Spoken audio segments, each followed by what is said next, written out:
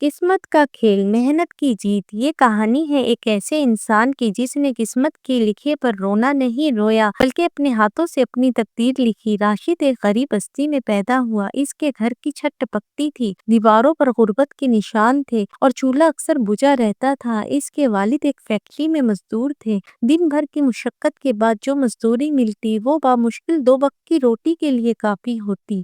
راشد بچپن سے سنتا آیا تھا، بیٹا ہمارا نصیب ہی ایسا ہے، امیر لوگ الگ مٹی سے بنے ہوتے ہیں، ہم غریبوں کے لیے خواب دیکھنا منع ہے۔ یہ باتیں راشد کے دل میں بیٹھ گئی۔ مایوسی کا وہ دن، ایک دن فیکٹری بند ہو گئی، والد کی نوکری ختم ہو گئی، کچھ ہی دنوں میں بیماری نے بھی آ گھیرا، گھر میں فاقے ہونے لگے، دوائیاں ادھار پر ملنے لگی۔ راشد نے ایک رات ماں کو روتے دیکھا، اس نے آہ بھری اور کہا، اماں کیا ہماری قسمت کبھی بدلے گی یا ہم یوں ہی روتے رہیں گے؟ ماں نے آنسو پوچھتے ہوئے کہا، بیٹا قسمت اللہ لکھتا ہے مگر محنت انسان کے ہاتھ میں ہوتی ہے، جو محنت سے بھاگتا ہے وہ قسمت کو بھی ناراض کر لیتا ہے۔ یہ الفاظ راشد کے دل میں تیر کی طرح لگے۔ اندر کی بغاوت۔ اسی رات راشد سو نہ سکا۔ اس نے خود سے سوال کیا، اگر سب کچھ قسمت ہے تو محنت کیوں ضروری ہے؟ اور اگر محنت ضروری ہے تو پھر قسمت کو الزام کیوں دیا جائے؟ اسی لمحے اس نے فیصلہ کر لیا، میں غریبی کو اپنا پہچان نہیں بناؤں گا۔ اگر قسمت میرا ساتھ نہیں دے رہی تو میں اپنی محنت سے قسمت کو جھکنے پر مجبور کر دوں گا۔ راشد نے دن میں مزدوری شروع کی، کبھی ورک شاپ میں، کبھی دکان پر، کبھی سامان اٹھاتے ہوئے۔ وہ پرانی کتابیں پڑھتا، ادھوری روشنی میں اپنے مستقبل کے خواب جوڑتا۔ لوگ ہنستے تھے، اتنی محنت کر کے بھی تو مزدور ہی رہے گا، مگر راشد خاموش رہا۔ اسے یقین تھا کہ خاموش محنت ایک دن شور مچا دیتی ہے۔ پہلا موقع۔ کئی سال بعد اسے ایک چھوٹی سی کمپنی میں کم تنخواہ پر نوکری ملی۔ نوکری معمولی تھی مگر راشد غیر معمولی تھا۔ وہ وقت پر آتا، دل سے کام کرتا اور سیکھنے کا کوئی موقع ضائع نہ کرتا۔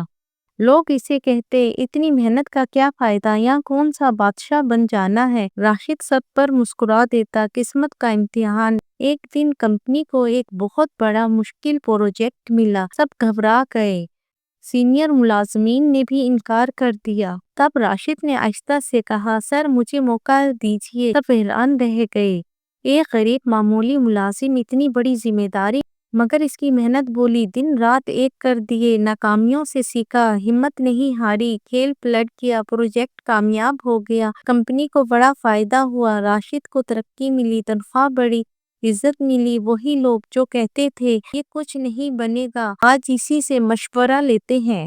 ایک دن اسی بستی سے گزرتے ہوئے راشد نے بچوں کو کہتے سنا، یہ راشد بھائی ہیں، یہ قسمت والے ہیں۔ راشد رک گیا، مسکرایا اور آہستہ سے بولا، نہیں، میں قسمت والا نہیں ہوں، میں نے قسمت کا انتظار نہیں کیا، میں نے محنت کو اپنا ہتھیار بنایا اور قسمت کو کھیل بدلنے پر مجبور کر دیا۔ کہانی کا سبق۔ قسمت پر یقین رکھو مگر محنت کو مت چھوڑو۔